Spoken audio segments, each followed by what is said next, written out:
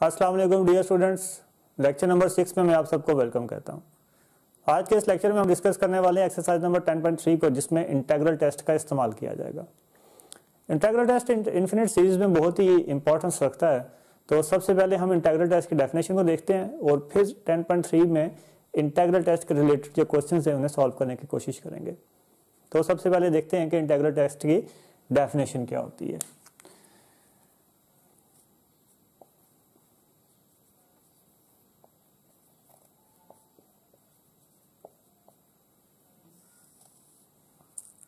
Let an be a sequence of positive terms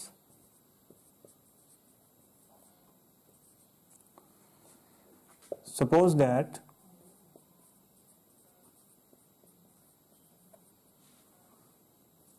an is equal to f of x, where f is positive,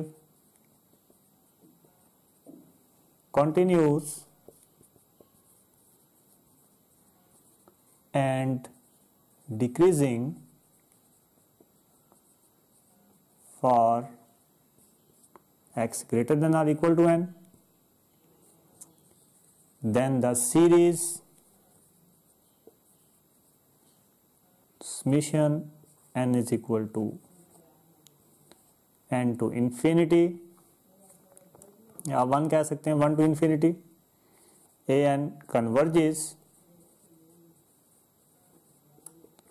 if integral n to infinity f of x d of x converges। जी तो students, integral test की definition में जैसे लिखते ही आप समझ गए होंगे कि अगर हमारे पास ए एन कोई सीक्वेंस हो पॉजिटिव टर्म्स की, और यहाँ पे हम क्या करेंगे, सपोज करेंगे ए एन को एफ ऑफ एक्स के इक्वल। सिंपली हम क्या करेंगे, जो भी हमारे पास ए एन होगा वहां पे एन को रिप्लेस कर देंगे एक्स के साथ, तो वो आपके पास एफ ऑफ एक्स बन जाएगा, where f is positive, continuous and decreasing function for x greater than और इक्वल टू एन। यहाँ पे एन क्या होगा, ये n is equal to capital N होता है। यहाँ पे जो n की वैल्यू होगी, जैसे ये 1 है, इसका मतलब x greater than equal to आप यहाँ पे क्या लिखेंगे, 1 लिखेंगे। तो ये सीरीज an उस वक्त कन्वर्ज करेगी अगर integral n to infinity f of x d of x ये कन्वर्ज करेगा। इस तरह का इंटीग्रल आपने फाइंड आउट करना सीखा हुआ है कैलकुलस 1 में, और मुझे उम्मीद है कि आप इसे इजीली फाइंड आउट कर लेंगे। और मजीद हम जब एक्सरसाइज में क्वेश्चंस को सॉल्व करेंगे तो आपका कंसेप्ट मजीद क्लियर हो जाएगा। इसके अलावा हम एक्सरसाइज नंबर 10.3 में एक और सीरीज को डिस्कस करेंगे which is known as P series. अब पी सीरीज का जिक्र इससे पहले नहीं हुआ, तो मैं आपको बताता चलूं कि ये ऐसी सीरीज होती है कि the series of the form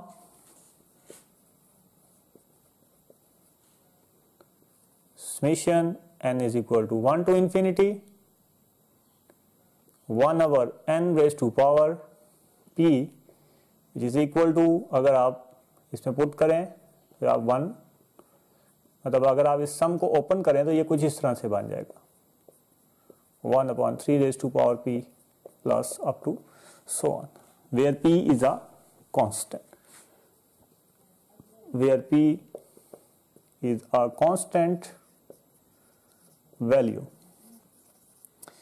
geometric series में p कांस्टेंट नहीं होता था जी। ज्योमेट्रिक सीरीज में और p सीरीज में यही फर्क है कि ज्योमेट्रिक सीरीज में हमारे पास जो इसकी पावर होती थी वो कांस्टेंट नहीं होती थी, वो पावर बार बार चेंज होती जाती थी। आप ये कह सकते हैं कि p सीरीज जो है ये ज्योमेट्रिक सीरीज का उलट है। p सीरीज में देखें कन्वर्जेंस और डाइवर्जेंस कब होती है। p सीरीज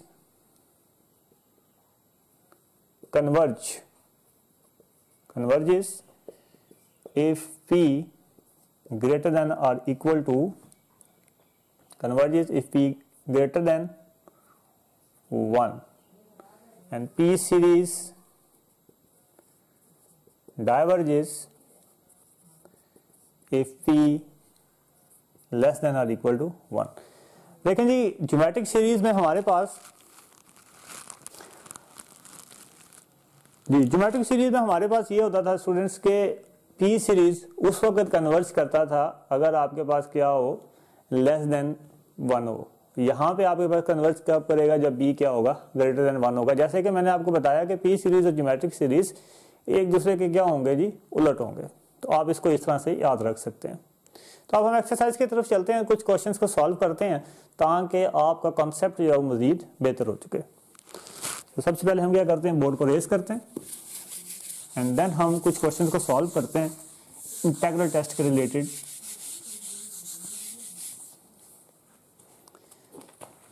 जी, क्वेश्चन नंबर इसका है 1 से लेके 10 तक। इसमें वो कह रहा है कि use the integral test, use the integral test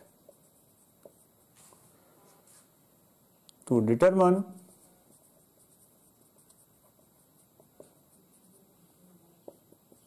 if the series in exercise 1 to 10 converges। आपने इंटीग्रल टेस्ट का इस्तेमाल करना है क्वेश्चन नंबर 1 से लेकर 10 तक और बताना है कि वो कन्वर्ज करते हैं या डाइवर्ज करते हैं। तो देखें जी, इसका क्वेश्चन नंबर 1 है हमारे पास, जो है summation n is equal to 1 to infinity 1 upon n square. जी, तो स्टूडेंट्स हमने डेफिनेशन को अपने माइंड में लाना है। इंटीग्रल टेस्ट की जो डेफिनेशन थी उसी डेफिनेशन को फॉलो करते हुए हम क्वेश्चंस को सॉल्व करेंगे। तो डेफिनेशन में हम ए एन यहाँ पे आपके क्या दिया हुआ है, 1 अपॉन n स्क्वायर। तो एफ ऑफ एक्स सबसे पहले हम देखेंगे कि क्या आएगा, वो आपके पास आ जाएगा। मैंने आपको सिंपली क्या बताया था कि n को रिप्लेस कर देंगे आप किसके साथ, x के साथ, तो वो आपके पास f ऑफ x बन जाएगा, where f is positive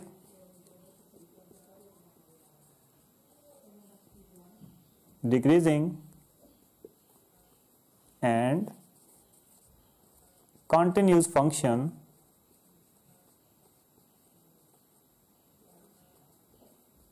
of x greater than or equal to, यहां पे n का कैपिटल N क्या लिखा हुआ है आपके पास, 1। सो अब हम यहाँ पे इंटीग्रल फाइंड आउट करेंगे और देखेंगे कि अगर इंटीग्रल कन्वर्ज करता होगा तो हम क्या कहेंगे कि सीरीज भी हमारे पास क्या करती है जी, कन्वर्ज करती है। तो इंटीग्रल कुछ इस तरह से हमारे पास था, 1 to infinity f of x and d of x which is equal to 1 to infinity, जो f of x हमारे पास क्या दिया हुआ है जी, 1 upon x square d of x। अब इसे सॉल्व करें तो इस तरह के इंटीग्रल को सॉल्व करने के लिए हमने कैलकुलस 1 में स्टडी किया था कि आप क्या लेते हैं, limit b approaches to infinity 1 to b and 1 upon x square d of x square. तो आप में से काफी स्टूडेंट्स को मालूम होगा कि 1 अपॉन एक्स स्क्वायर का इंटीग्रेशन हमारे पास क्या आता है। तो मैं यहाँ पे वो डायरेक्ट इंटीग्रेशन लिख रहा हूँ, विच इज 1 अपॉन एक्स। और ये क्योंकि डेफिनेट इंटीग्रल है तो आपको इसमें अपर और लोअर लिमिट्स भी पुट करना पड़ेंगी। तो सबसे पहले आप अपर लिमिट पुट करें तो ये आपके पास आ जाएगा 1 अपॉन बी, प्लस जब आपने लोअर लिमिट पुट किया तो ये आ जाएगा 1 upon 1। Now by putting limits you will get minus 1 upon b minus 1 upon infinity plus 1। तो ये आपके पास क्या आ जाएगा, 0 plus 1 and which is equal to 1। तो आपके पास इंटीग्रल टेस्ट अप्लाई करने के बाद एक डेफिनेट नंबर आ गया। तो it's mean since integral n to infinity f of x d of x converges, so the given series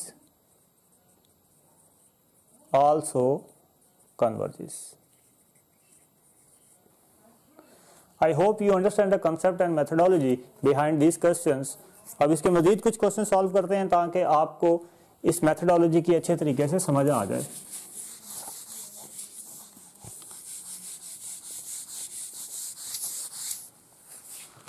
ji students, इसके बाद में इसका क्वेश्चन नंबर 3 सॉल्व करने लगा हूं, which is mission n is equal to 1 to infinity 1 upon n square plus 4। जी तो solution में हम देखें जी, सबसे पहले आपके पास आ जाएगा an is equal to 1 upon n square plus 4। यहां से हम f ऑफ x किस तरह से फाइंड आउट करते हैं, अभी मैंने इससे प्रीवियस क्वेश्चन में आपको बताया। सिंपली हम क्या करेंगे, n को रिप्लेस कर देंगे x के साथ which is x square plus 4 where f is positive, decreasing and continues function at x greater than or equal to, यहां पे कैपिटल N की जगह पे क्या लिखा हुआ है जी, 1 लिखा हुआ है। सो अब हम क्या करेंगे जी, इंटीग्रेशन को फाइंड आउट करेंगे जिस तरह से हमने प्रीवियस क्वेश्चन में फाइंड आउट किया था। So integral 1 to infinity f of x d of x is equal to 1 to infinity. अब f of x आपके पास क्या दिया हुआ है जी, 1 upon x square plus 4 d of x।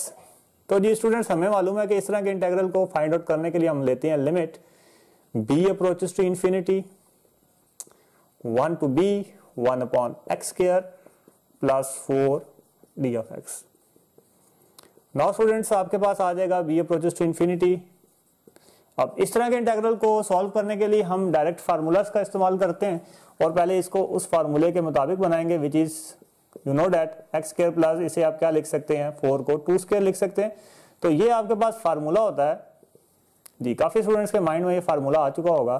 Formula आपके पास होता है 1 upon a tangent inverse x upon a. You know that ना कि आपके पास integral 1 upon x square plus a square ये किसके इक्वल होता है जी, 1 upon a tangent inverse x by a. तो जस्ट मैंने क्या किया, ए की जगह पे हम क्या पुट कर देंगे, 2 पुट कर देंगे और ये आपके पास आ जाएगा 1 to b। Now by putting upper and lower limits you will get limit b approaches to infinity 1 upon 2 tangent inverse b by 2 minus 1 upon 2 tangent inverse 1 by 2. Now you will get limit b approaches to infinity। अब आप क्या करें जी, infinity b की जगह पे limit को put कर दें तो ये आपके पास आ जाएगा 1 upon 2 टेंजेंट इनवर्स। जब आप यहाँ पे इंफिनिटी पुट करेंगे तो ये आपके पास क्या आ जाएगा जी, इंफिनिटी आ जाएगा और ये आपके पास आ जाएगा 1 upon 2 tangent inverse 1 by 2। Now tangent inverse infinity आपके पास क्या होता है जी, पाई बाय 2। तो जब आप पाई बाय 2 को पाई बाय 4 से मल्टीप्लाई करेंगे तो वो पाई बाय 2 1 बाय 2 से मल्टीप्लाई करेंगे तो वो आपके पास आ जाएगा पाई बाय 4 माइनस। तो जब आप इसे कैलकुलेट करेंगे तो आपके पास कोई ना कोई डेफिनेट नंबर ही आने वाला है। तो इट्स मीन कि ये इंटेग्रल क्या करता है जी, कन्वर्ज करता है। Since integral and to infinity f of x d of x converges, so the given series also converges। जी आई होप कि इन दोनों क्वेश्चंस को अंडरस्टैंड आपने कर लिया होगा। इसमें आपने काम सिर्फ किस पे करना है जी, इंटीग्रेशन पे करना है।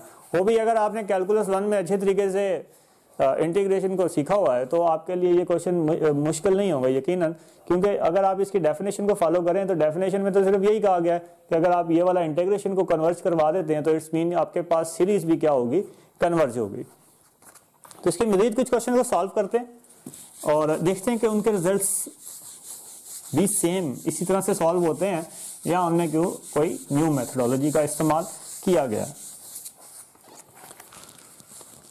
जी तो इसका एक और क्वेश्चन ले लेते हैं विच इज क्वेश्चन नंबर 6। तो क्वेश्चन नंबर 6 में आप देखें आपके पास लिया हुआ है summation n is equal to 2 to infinity 1 upon n and log of n whole square. Now what is an here, तो an is equal to 1 upon n log of n whole square. अब आप क्या करते हैं, suppose करते हैं कि let an is equal to f of x होता है तो एफ ऑफ एक्स यहां से मैं डायरेक्ट निकालने वाला हूं। तो f of x is equal to 1 upon x and log of x whole square, where f is continuous, positive and decreasing